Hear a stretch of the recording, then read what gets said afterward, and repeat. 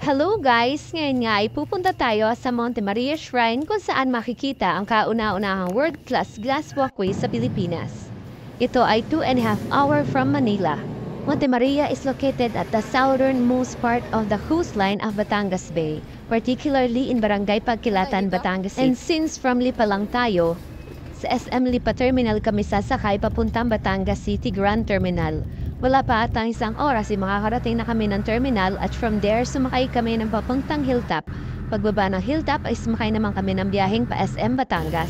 Sa SM Batangas ay sumakay kami ng biyaheng Tabangao dahil hindi namin nakita kaagad ang biyaheng Pagkilatan. Kaya pagbaba namin ng Tabangao ay umarkila pa kami ng tricycle patungong Monte Maria Shrine. Wala kuya, oh my god, no! Nagustuhan pa!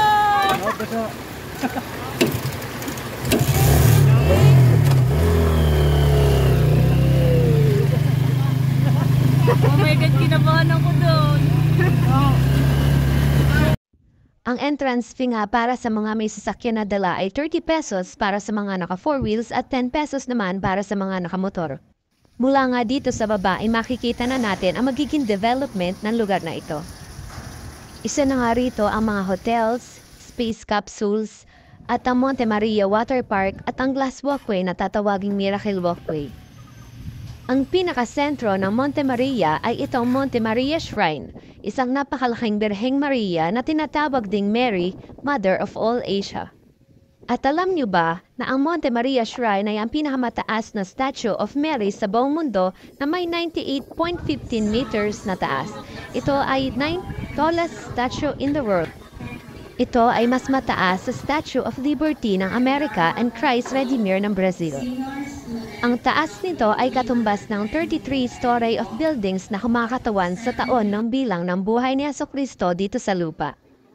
Ito lang din ang nag-iisang estatwa ni Maria sa buong mundo na pwedeng tirahan ng tao na may total floor area of 12,000 square meters or 1.2 hectares. Ang korona nito ay may 12 stars na nagre-represent ng 12 apostles of Jesus Christ. Ang mga kamay at mukha ni Mama Mary ay pinagkatiwala sa sculptor at national artist na si Ed Castrillo na nag-umpisang magtrabaho dito since 2008.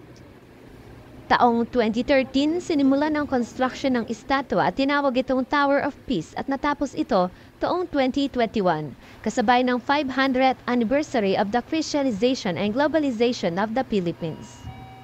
Meron itong 420 steps from ground floor at meron itong 3 elevator na pwedeng magamit para marating ang 17th floor kung saan may view deck. The monument has 12 foundations representing the 12 tribes of Israel. Ang name ng Mother of all Asia ay hango sa prayer ni Pope Benedict XVI noong May 27, 2017 para kay Our Lady of Session, the Mother of the Church in China and all Asia. Maiituring itong tourist attraction para sa mga travelers, adventurous people, ganun din para sa mga reliyoso at deboto. Marami pang development ang gagawin dito na tiyak makakadagdag sa turismo nito. Makikita mo dito sa taas ang refreshing at peaceful view ng dagat. From here, you will enjoy the view of the Verde Island Passage, which is the center of the biodiversity in the world. Matatanaw mo din dito ang ginagawa pang world-class glass walkway na tiyak dadayuhin ng mga lokal at turista.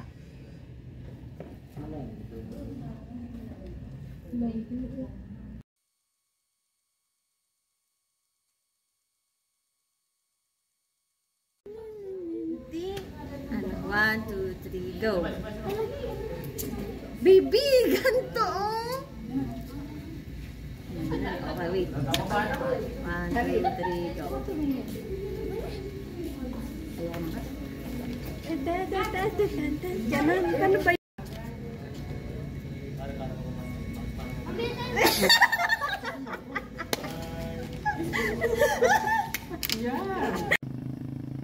Magkakaroon din dito ng water park and hotels kaya naman siguradong magiging patok ito sa buong pamilya. Sa baba lang ng Monte Maria ay may mga kainan at tindahan na pwedeng yung pagpahingahan. 15 minutes away from Monte Maria ay nag-decide kaming puntahan ang Kaybutas Rock Formation. Ito ay sikat na puntahin din dito ng mga turista dahil sa angkin nitong kagandahan. Kapag tag-init, ang kulay ng tubig dito ay berde. Ang Kaybutas Rock Formation La Roca Beach is located in Sitio Ibaba, Barangay Pagkilatan, Batangas City. Crystal clear ang tubig dito. Malalim ang tubig kaya kung ang mga bata ang kasama, bantayan itong mabuti. Tinawag itong Kaybutas dahil sa may malakwebang butas sa bato dito. Maraming dumadayo dito lalo na ng mga riders na gustong mag-chill, mag-swim, magpahinga dito.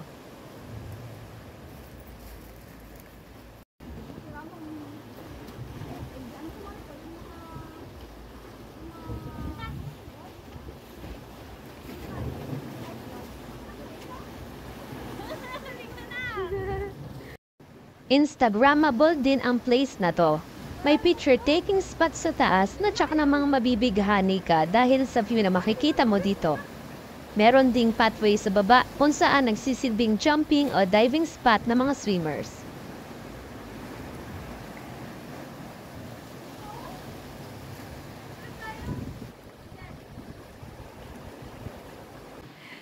Hindi sila tumatanggap ng overnight dito dahil madalas malakas ang alon dito at high tide sa gabi.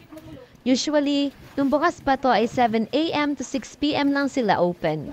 100 pesos per head ang entrance, 300 pesos per tables. Para sa mga interesadong pumunta dito, hindi pa po alam kung kailan ulit mabubuksan sa publiko. Pero dahil taga dito po ang kaibigan namin ay nakapasyal kami saglit dito. Oh my gosh, ang sarap ng hangin. Sarap dito tumalon po. Diyan kami natalon. Parang naman bangon? Ay, tayo? Malakas yung current niya. Hindi nakapag-ganito ka na dito. Tama ba? Dito. Nakapag-ganito ka na dalawa. Tayo, ay! Kami hindi. Nope.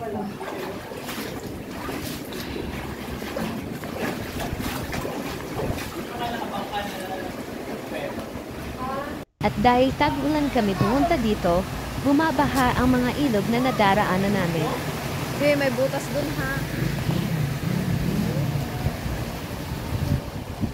Butas.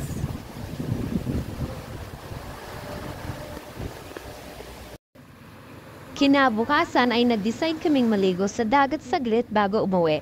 Nakita nga namin ang mga mangingisda at naisipan namin silipin ang mga huli nila.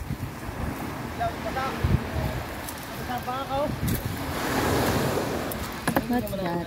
Walang crab. Crab. Vlogger. Casey Rice. Yung isda, ang cute oh. Ang cute naman yun. Ay, ayan oh. Si Dory. Dahil basta lakas ng ulan kaya kakaunti ang huli nila sa lambat. Tila nga mga cute pa nga ang mga nahuli nilang isda dahil makukulay ang mga ito. Eh, dyan, laki ah. Eh, no? May maganda.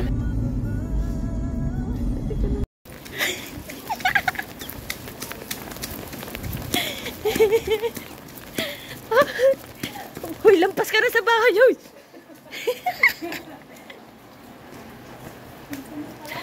Oh my God. Basa ah.